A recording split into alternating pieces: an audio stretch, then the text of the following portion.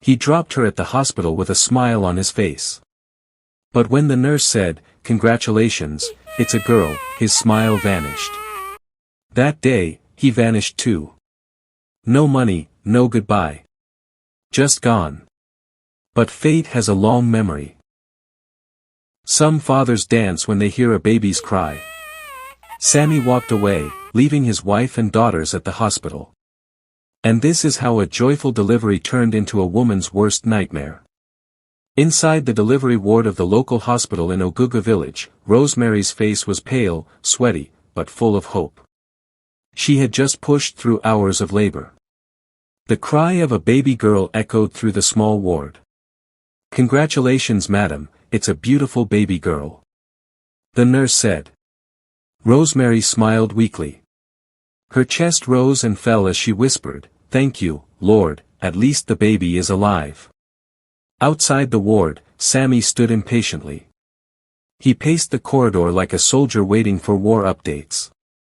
His friend, Paul, tried to calm him. "My friend, relax. Boy or girl, it's still your child," Paul said. "If it's another girl, I'm done," Sammy replied. Then the nurse came out towards his, smiled, gently saying, "It's a girl again. She looks just like her elder sister. You can go in now and see them. Mother and baby alive and healthy." The color drained from Sammy's face. "Girl, again?" Sammy echoed. "Yes, sir. 2 princesses now. You're blessed," nurse replied. But Sammy didn't smile. He didn't say a word. He turned, walked straight out of the hospital gate, and didn't look back. Paul tried to stop him but couldn't. That was the last time anyone saw Sammy in Oguga village, but destiny wasn't done with him. Rosemary held her baby and cried. Not because of pain, but because the man she loved had vanished. That night, the nurses huddled around Rosemary. She tried to sit up but winced in pain. Her eyes kept looking at the door. Rosemary said, "Please, did you see my husband? Sammy. He said he was coming." Nurse Lucy replied, "We've not seen him again, madam. The hospital bill was unpaid." The matron pulled a stool and sat by Rosemary's bed. "Madam, you need to settle your bill. We can't keep you overnight." Rosemary's eyes welled with tears. She reached for her nylon purse, pulled it open. 1,500 Nigerian nairas. That was all. "Please. I will pay. Just give me time," she said. The matron sighed.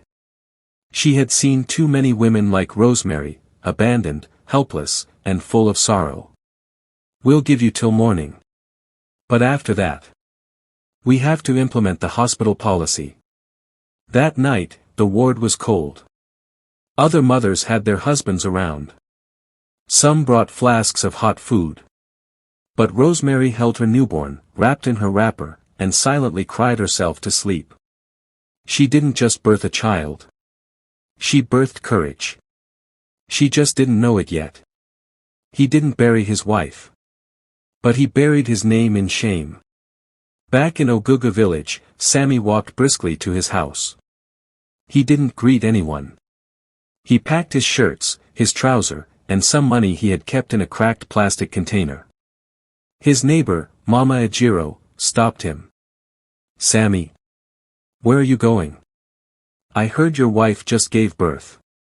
"She gave birth to a girl. Again.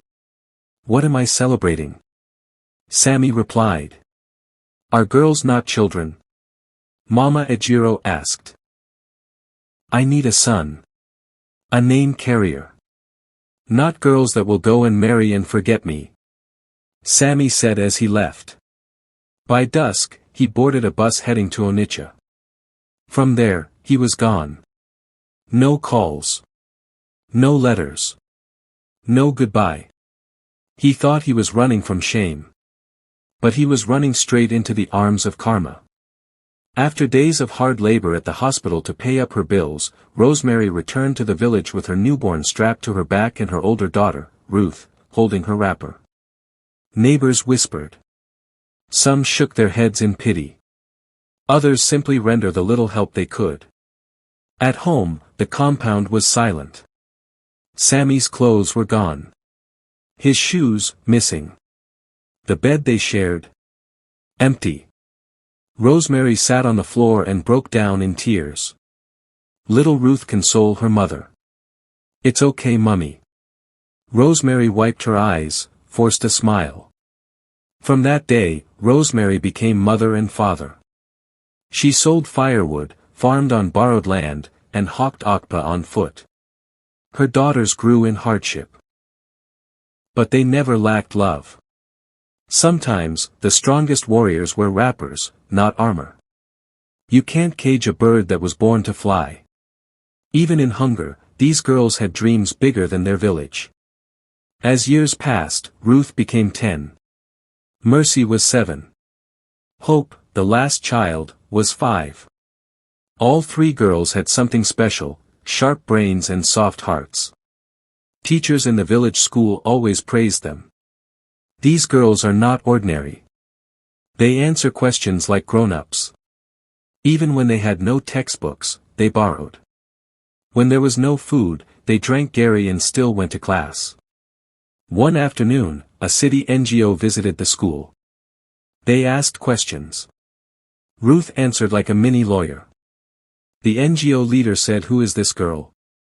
"Her name is Ruth. Daughter of Rosemary. The woman whose husband left her." One of the teachers said. The NGO leader smiled. "We'll be back." Fate was watching, and it was about to reward pain with purpose. When other kids came to school with bags and shoes, they came with hope and hunger. Ruth, Mercy, and Hope walked to school every day, barefooted.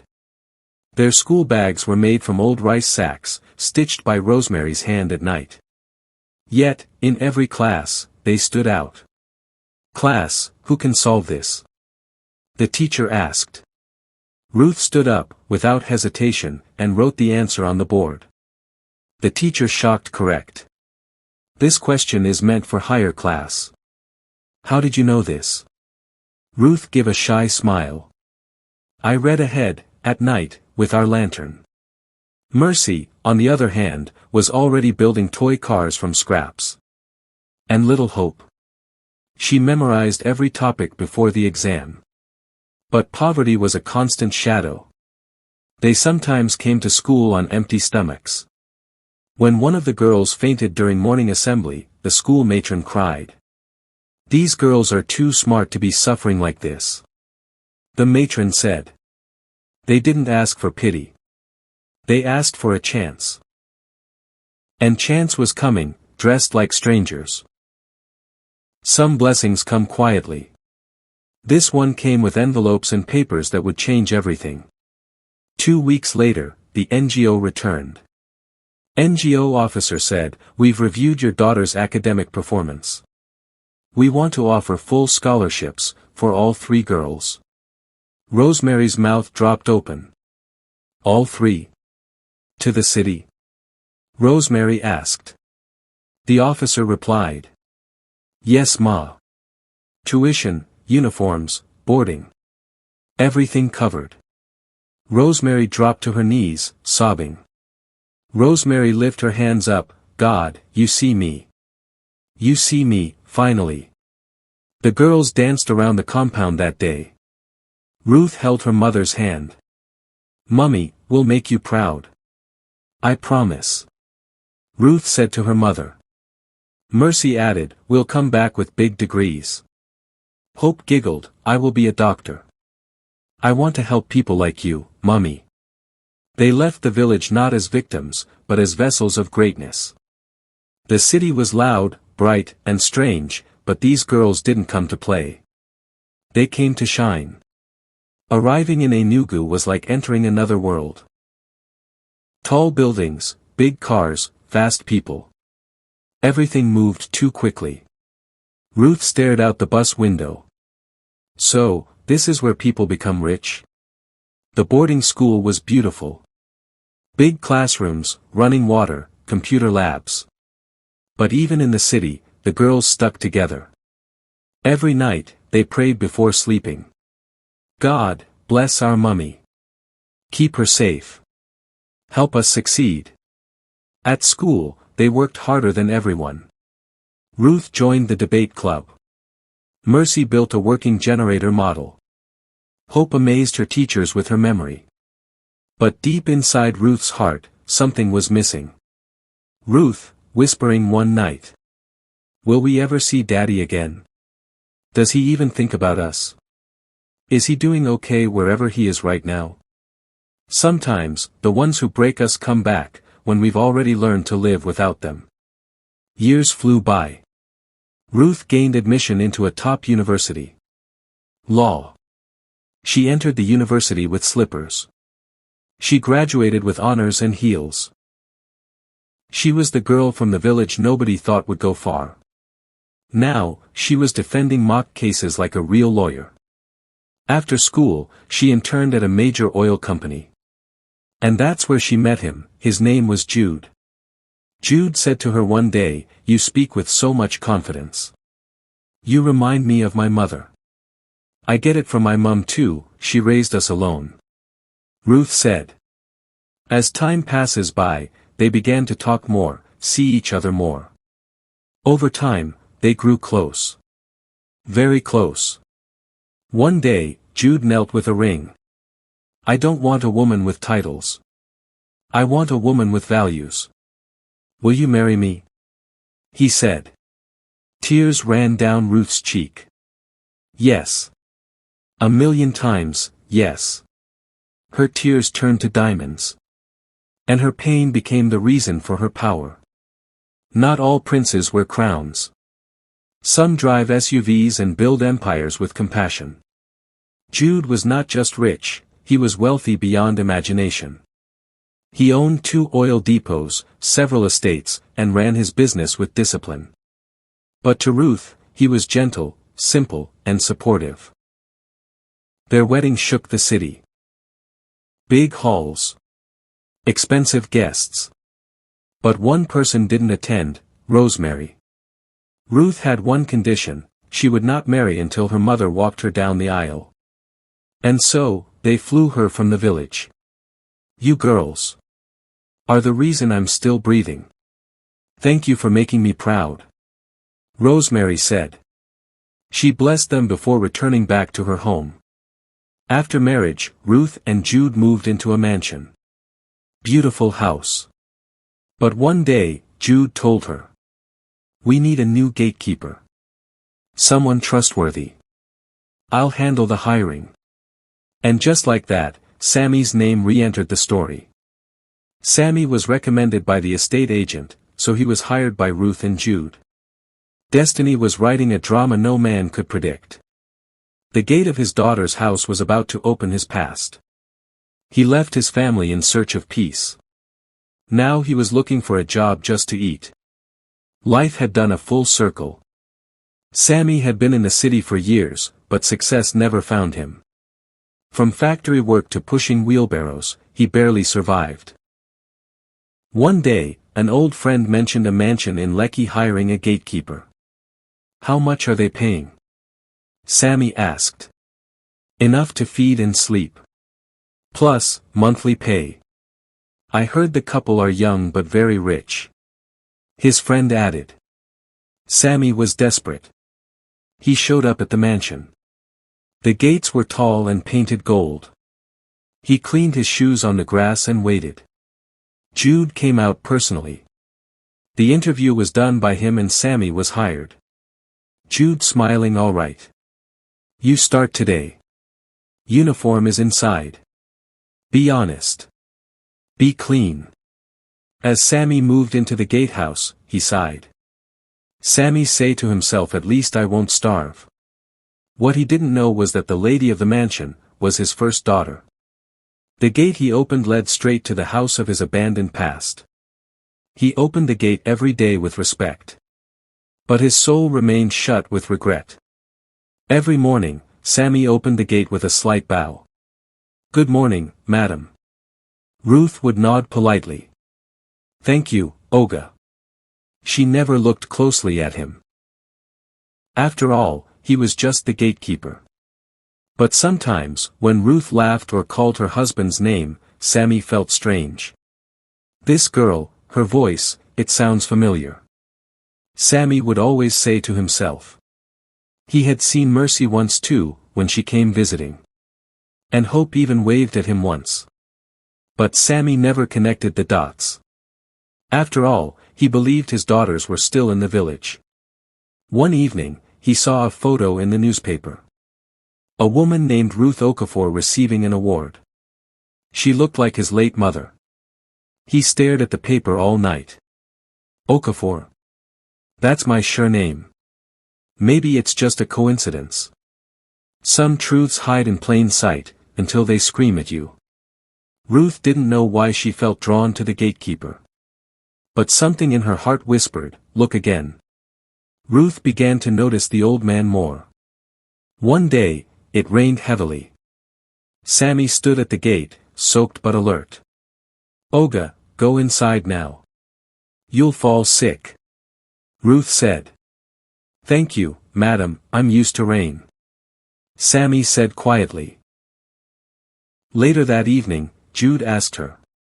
"You've been staring at that man a lot." "I don't know why. He reminds me of something. Maybe my grandfather." Ruth said. That night, Sammy sat alone in the gatehouse, staring at the photo in the paper again. Tears fell from his eyes. Could it be? But he shook his head. No. Not possible. The past has a funny way of showing up. Not with answers, but with pain. Rosemary cooked yam and beans before boarding the bus. She was coming to see the child she raised from nothing. Rosemary finally agreed to visit Ruth and Jude in the city. Ruth had bought her new wrappers, a phone, and even slippers with Mummy Ruth written on them. "Make sure you dress well, Mummy O. Don't disgrace us." Her daughters told her on the phone. Rosemary laughed. "Me? You girls have changed. Don't worry. I will surprise you." On the journey, she kept thanking God.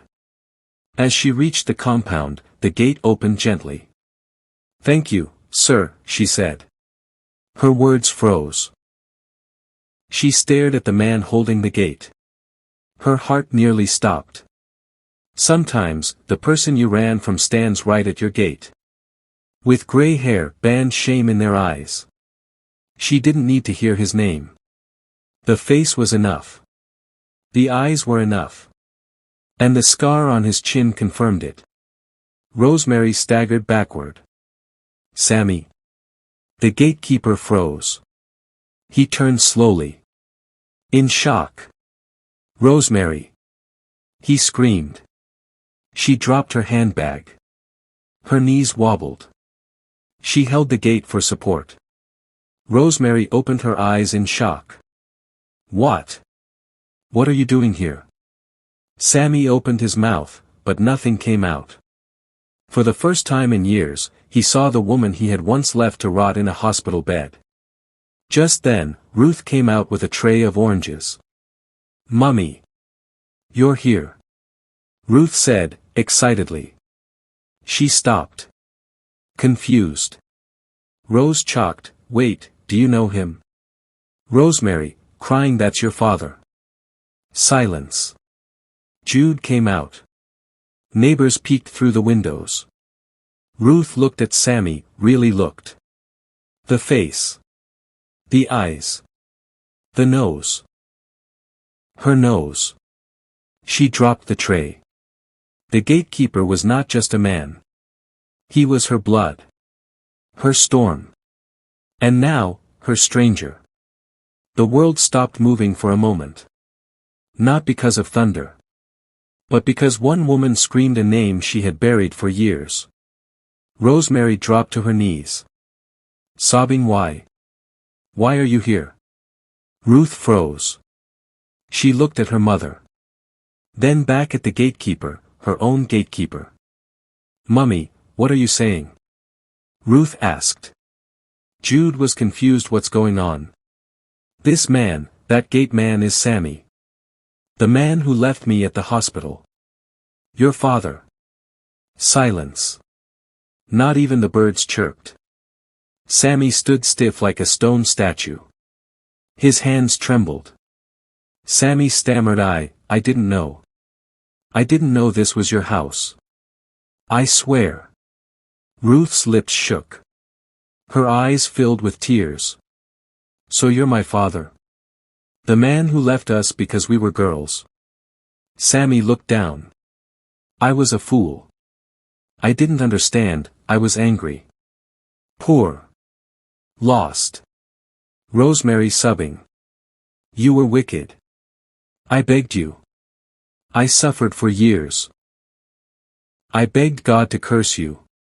Forgiveness is a river many can't cross. Not after drowning in sorrow for so long. He held the gate for months.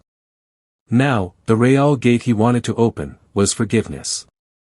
Sammy sat alone on the pavement outside the mansion. Neighbors whispered. Ruth took her mother by the hand and they went inside. Jude tried to comfort Ruth. "What do you want to do?" "I want to scream. I want to throw something. I want him gone. But I also want to ask, why did he leave?" Ruth said. That night, Ruth went to the gatehouse. Sammy was eating cold rice with bare hands. "Why? Why did you leave us to suffer?" Ruth asked him. Sammy looked up slowly. His eyes were red. "I wanted a son. My father told me girls were useless. I listened to him instead of listening to my heart. So we were punishment to you?" Ruth asked. Sammy replied. "No. I was the punishment. I've been punished every day since I left." He knelt down. "Please, let me make it right. Let me serve you. Let me die knowing I touched your lives again." Sometimes, it's not about forgetting the past, it's about choosing who you want to be after it. Anger is heavy. And Ruth was tired of carrying it. Ruth sat on her bed, staring at the ceiling. Her sisters, Mercy and Hope, were on a call. "Video call, are you okay? Mummy told us everything. Can we really forgive him?" Mercy asked. Ruth said, "I don't know. He left when we needed him most. But now he's here, when we don't need him. Maybe God brought him now, so he could see what he missed." The next day, Ruth called the family together. "I need space. I need time. But for now, he can stay. As a worker. That's all." Rosemary said, "That's fair. He doesn't deserve more." Sammy remained at the gate. Quiet. Respectful. Alone. Some wounds close. But they leave a mark. And every time you see the scar, you remember. In every storm, there's always one calm voice. For this family, it was Mercy. Mercy visited the mansion weeks later. She walked up to the gate and gave Sammy a loaf of bread and a bottle of water. "Thank you," Sammy said. "Didn't come for thanks," Mercy said. She sat on a plastic chair beside him. "I used to dream of meeting you. Not like this. But here we are. I don't deserve to sit with you," Sammy said. "But you're still our blood.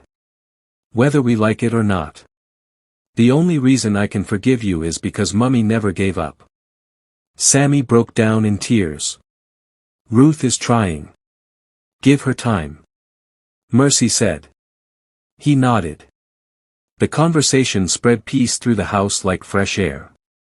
Sometimes, healing begins not with shouting, but with sitting beside someone's pain. Time doesn't erase the past. But it can help us look at it without hate. One morning, Ruth found her mother sitting in the living room, flipping through an old photo album.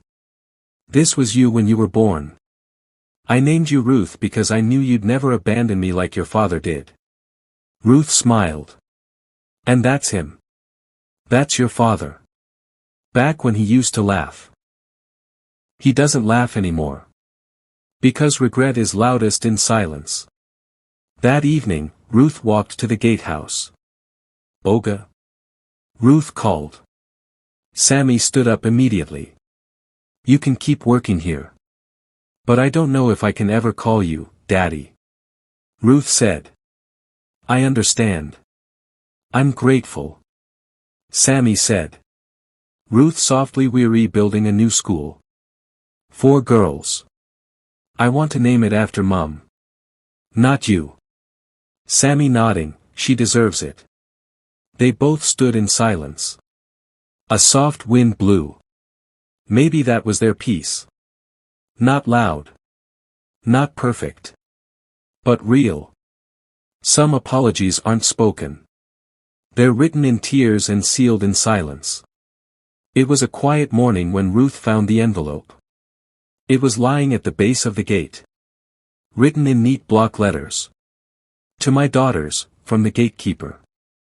She opened it. Sammy. I know I cannot undo my sins. I know I missed birthdays, tears, and graduations. But if you ever find it in your hearts to forgive me, not for me, but for yourselves, then I will die a free man. I will continue to guard your home, even if it's from the other side. Ruth clutched the letter to her chest, her eyes misty. She didn't know it was the last thing he'd write. When words fail, letters speak. He gave them his back years ago. But in the end, he faced them with truth. That night, Sammy didn't come out of his gatehouse. Not for food. Not for his shift. By morning, Jude knocked, no answer. They forced the door open.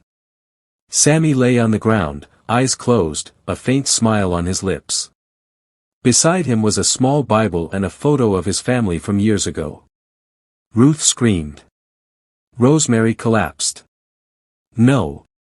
No. Not like this. The doctor confirmed it heart failure in his sleep. Mercy and Hope flew down immediately. They buried him quietly, near the back of the compound. No noise. No crowd. Just family. Some men go to war for gold. Others fight to be fathers, even if too late. She wanted to forget him. But life had other plans. He failed.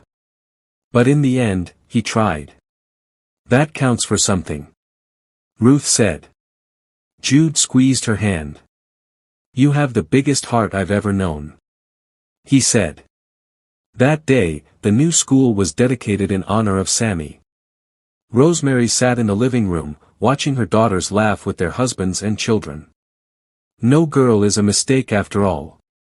He gave me pain. But God gave me peace. Forgiveness isn't weakness.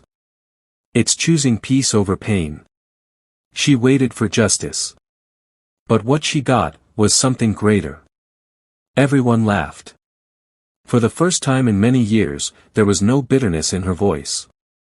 Ruth said, You did well, Mom. You raised queens. Rosemary smiled and looked at the sky. I did my part. She was broken. But not destroyed. And in her pain, she built an empire of women. It started with rejection, but it ended with a legacy. The girls' school opened fully a year later. Hundreds of girls enrolled. Free education. Free books. Free hope. Never let your gender define your worth. They were once the daughter of a man who said they were useless. Today, they build futures for girls' child. You matter. Your voice matters. Don't let anyone make you feel otherwise. This story isn't just about a man who walked away, but about women who refused to fall, and built a bridge strong enough for even him to return. This is not just a story. This is a mirror. And maybe, just maybe, it's yours too. Moral lessons. Never underestimate the value of a woman. No child is a mistake. Forgiveness heals more than revenge ever will. Regret comes too late, make things right while you still can. True wealth is not in what you own, but in the lives you impact. If this story touched your heart, don't forget to like, comment, and share. Subscribe for more true life-inspired African stories that teach, touch, and transform. And remember, every girl deserves to be seen, loved, and celebrated.